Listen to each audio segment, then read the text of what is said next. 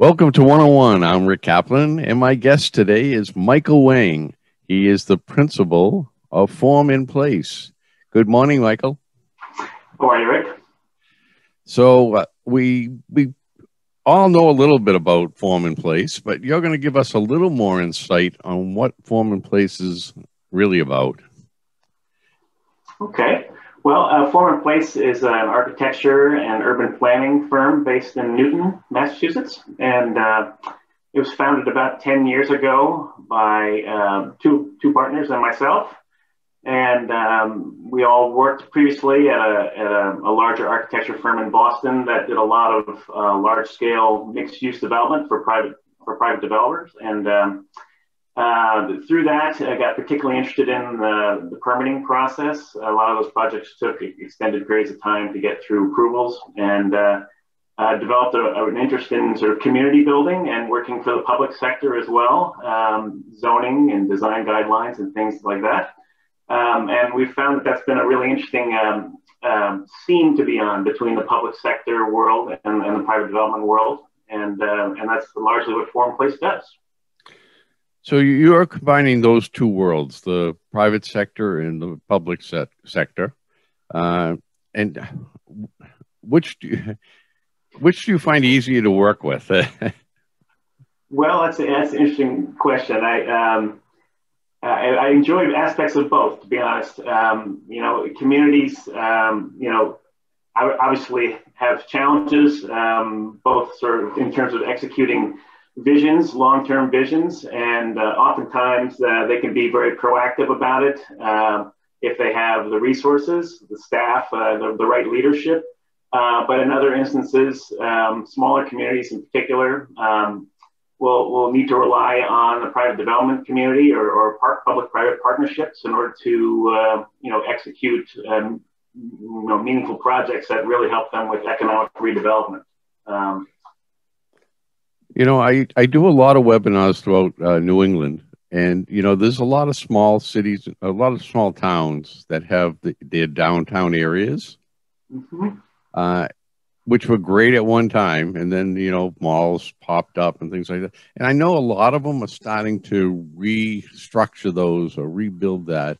But one of the issues is the traffic flow. Well, there are a few hot button items for any community, and traffic flow is certainly one of those. Impact on schools is definitely another you hear from a lot of community outreach events. I mean, you take a community like Watertown.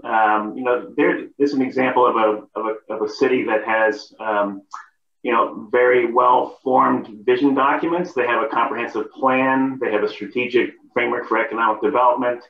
But they had some areas, that they're actually going through quite a boom right now. They have some areas that were zoned industrial for years. Their visioning documents said, "Boy, we really should think about redoing the zoning in these areas to allow for regional mixed-use development, things like that." And so the question is how to execute it. And Watertown's an interesting case because, as you may be familiar, there's a recently developed Arsenal Yards project, which was done by Boylston Properties and Wilder. And they had a fantastic gateway site. That there was the old Arsenal Mall site. It's a fantastic gateway site to the downtown, but they needed somebody to help them execute and rewrite a zoning bylaw that will allow for a larger scale mixed-use development in an area. A lot of these industrial areas don't allow multifamily development. They have dimensional criteria that are outdated. And so it takes often a developer to come in and work with the city to sort of rewrite their zoning, and often involves layering on design guidelines. And ultimately what has to happen is there has to be a degree of flexibility that the developer can have in their approvals process, but they also want a degree of certainty, right? They don't want to invest, millions of dollars in a project only to have it get stuck at some point in an approvals process that isn't the right one for that type of revitalization. So it's a balancing act, and it's a fascinating place to be, sort of in both worlds, and sort of working to mediate between cities and developers, and make sure that they don't think each other is the bad guy, and you know, it's an interesting dynamic. So you're saying you're more than an architect. You're like a mediator. Therapist. Yeah, a little bit of everything. That's right. Yeah, you know, and in other cities, you know, have a much more proactive approach to things because they have the resources. You know, we're currently working on a project in Springfield, in the downtown there near Union Station, which was recently revitalized. And there was a gas explosion, as I'm sure most people will remember, that happened in 2012 that kind of wiped out a district that was sort of near the station. And of course, a lot of stuff has been going on in Springfield recently with the MGM Springfield project and other things as well. But there's an example of a neighborhood that was quite blighted adjacent to this transit node that was really in need of a vision. And so the city we've been working with the city to put together a master plan for this district. And we've been focusing on how to get, how to stimulate private investment through thinking about public infrastructure improvements. So in other words, we've been looking at the complete streets and then the need to get people going through the district because it's a gateway to their downtown, and helping the city focus on public open space and where certain open space could be developed in order to provide amenities for people, and therefore making a much more attractive neighborhood for private dollars to follow. So each city has a different approach. There's often a similar set of variables, but different challenges in each context. Now, do you approach them with your idea? Do I approach them with our idea? Yeah.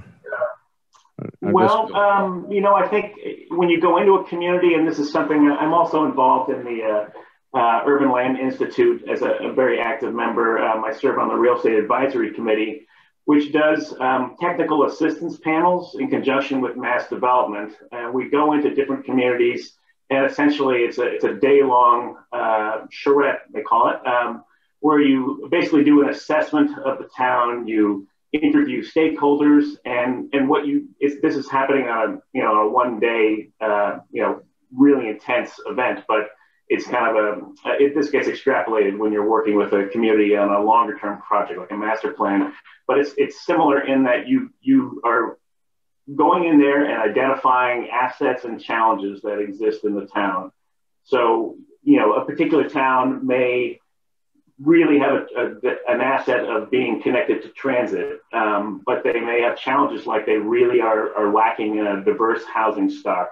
Their zoning is particularly outdated and not conducive to a new style of architecture and urban planning, which involves mixed-use development, for example.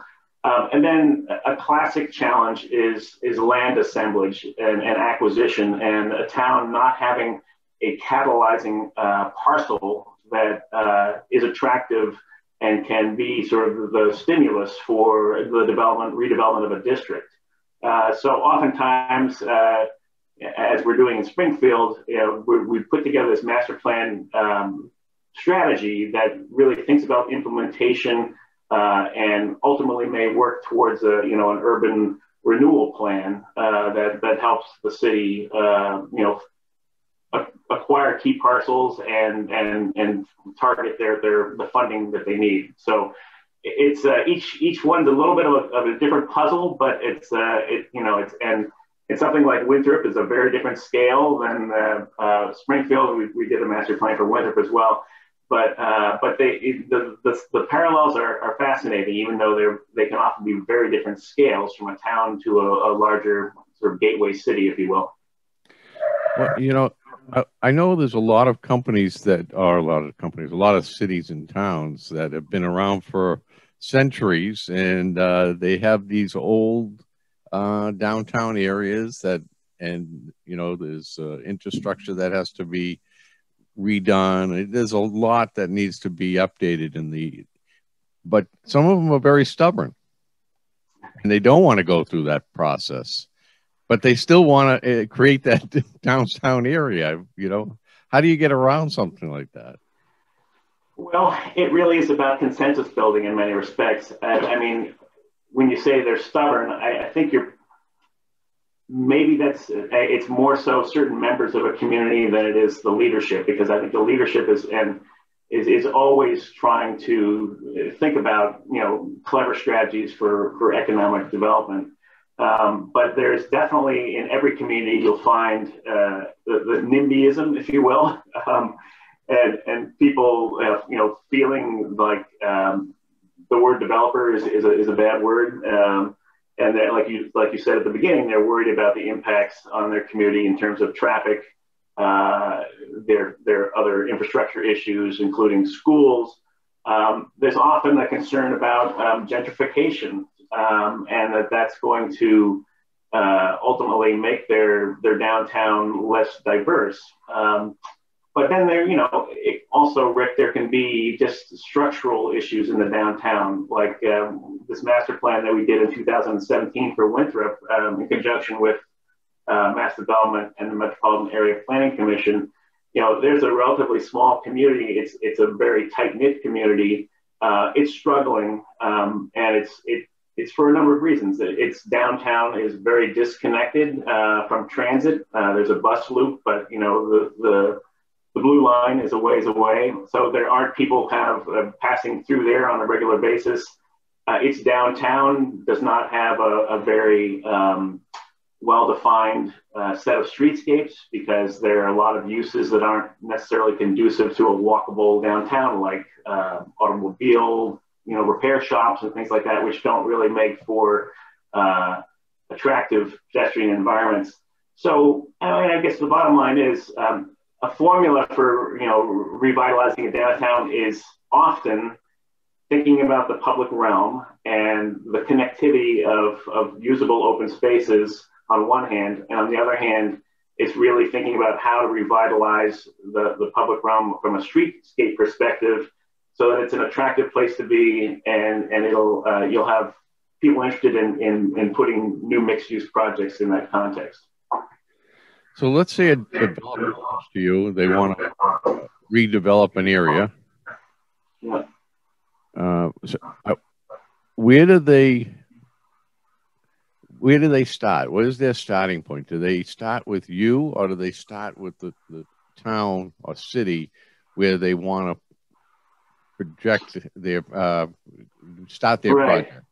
Well, I think it's both, because you have to have enough of an understanding of the town's goals as a developer. So, you know, again, I'm thinking of a recent project we did with Boston Development Group in Watertown, along Galen Street. They're doing a life sciences project there in an area, again, that it had a complex zoning setup. But it's you know, it has really good transit connectivity. And so the developer kind of tried to take a pulse, you know, in talking to town staff and the leadership of the town, and to find out, you know, is this the type of project that they would like to see? And it's, you know, ultimately you're building a case as a developer. You look at the foundational documents that a community has, like the comprehensive plan, and say, okay, well, the town really is looking to develop in these key nodes, and this is an important gateway to their village center. So it seems like you can build a case that this would be the type of development they'd be looking for. And then we come in with the development team in this instance, and sit down with the staff, the planning staff, and begin to discuss, you know, issues of, you know, the design, the density that might be appropriate, or in the case of this one, it was you know, how to really create a new gateway for their downtown. So, you know, it's a collaborative process, and each community's, you know, it's a slightly different approach to it, but it's a little of both.